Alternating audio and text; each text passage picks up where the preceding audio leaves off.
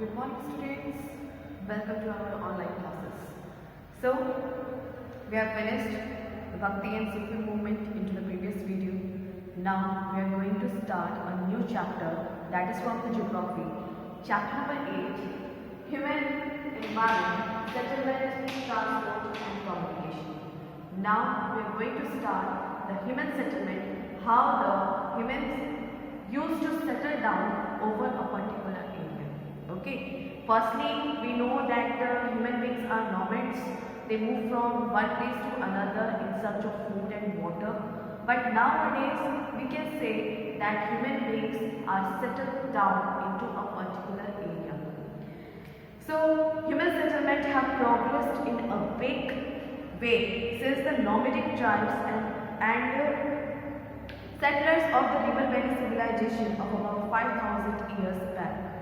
About 5,000 years back, we have already studied about how the Mohenjo-daro civilization and Harappan civilization have been established near the river. So, settlement in earlier times used to be temporary in nature. In the earlier times, the settlement of human beings were temporary in nature. How? People in those times used to settle at a place, practice hunting, gathering of food and shifting cultivation, and once the resources of that particular area got finished, then they used to shift on the another place. So this was known as the temporary settlement. Means temporary settlement was going on over there at the previous time. People used to settle at a particular place for a limit of time where there is resources are available. When the resources got finished, then they get settled into the another areas. So this practice is almost non-existent in today's environment. In today's environment, you can say that this type of temporary settlement practice is not very now, non-existent now. Why? Because people now prefer to settle in one place and make their dwellings permanent. Means they want to settle down at one place and they by generation they want to be at that particular place. Next, human settlements. What is the meaning of human settlements? Human settlement means cluster of dwelling in any type of size where human beings can live. Cluster of dwellings means cluster of groups where human can survive, human can live very effectively. That's why they need to be settled down in a particular area. What are the factors which is necessary for the human settlements? That are climatic condition. Factors that are for the human settlements. First one is climatic condition. Climatic condition must be proper by which humans would be able to settle down over there. Second thing is that availability of water. For you can see into the previous, as you have read into the Mohenjo-daro civilization, many civilizations you have read out. All the civilizations were near the river. All the civilizations were found near the river. Why? Because water is available. That's why they used to settle down. So, availability of water is necessary. Climatic condition is also necessary. Second thing is that suitable land and water. Means land must be suitable by which they could be able to settle down over there and do the farming, do the agriculture. And the last thing is that fertility of the soil. Soil fertility is also necessary for farming, for doing the agriculture. So these are the factors which is necessary for the human settlement. Next, we are going to study about the human settlements and how many types humans could be settled down. First one is urban settlement. Second one is rural settlement. Third is scattered settlement. And fourth is compact settlement. First, we are going to study about the urban settlement. An urban settlement is an area that is densely populated. That is, densely populated means most of the population used to live over there. So, the urban settlement is an area that densely populated, they have an abundance of man-made structure and opposed to rural areas. Man-made structures are found over there. Many buildings, many school buildings, many hospitals. These all the things are easily available into the urban areas. So people mostly used to prefer to live into the urban areas, which contain more open space. Urban settlement normally have more developed infrastructure. As comparison to rural areas, urban areas have more developed infrastructures, and all the necessities of the human beings are easily found into that urban areas. Many urban settlements contain racially and ethnically and culturally diverse population. Normally the main occupation of the people who resides here is trade, administrative and industrial in nature. Mostly industrial people who used to work into the industries, administrative people who used to do work into the administration. Next, trading people who used to do the trade. Mostly these types of people are found into the urban settlement. Urban settlement gets further distinguished by size into towns and cities. These urban settlements are now distinguished into towns and cities. These urban settlements are divided into towns and cities. So urban settlement can grow in different regions.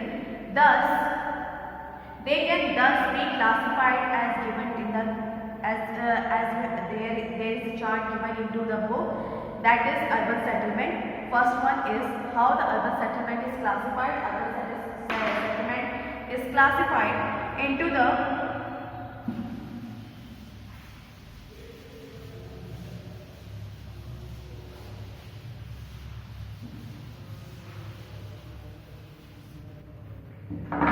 first one is administrative township like Delhi, Bhopal. First one is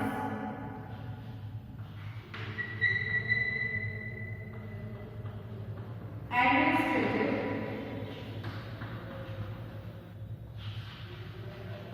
township.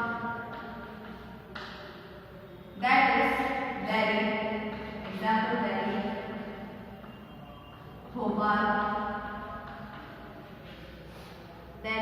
Bhopal, Washington DC, Paris, etc. Paris, Washington DC, these are the example of the urban settlement. Now we are coming to the next one, that is industrial township. Industrial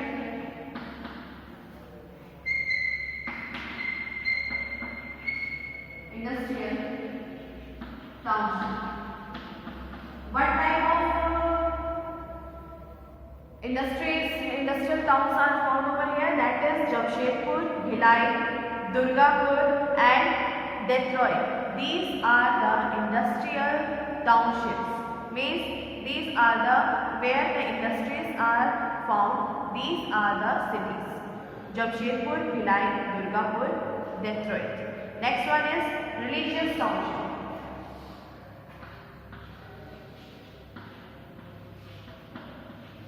Religious township. Religious township.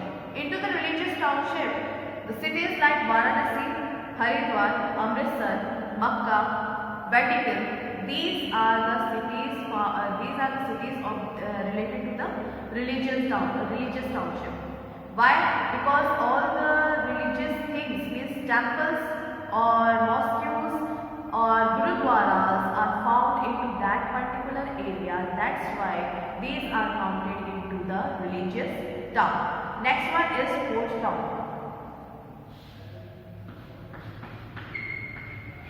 Port town. into the port town.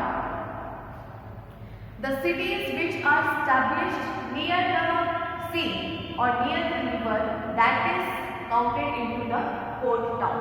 So that is Chennai, Kolkata, Mumbai.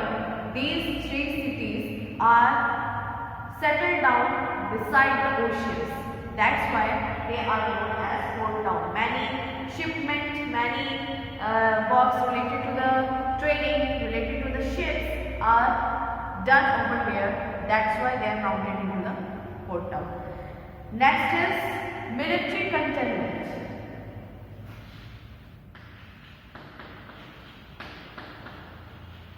Military cantonments.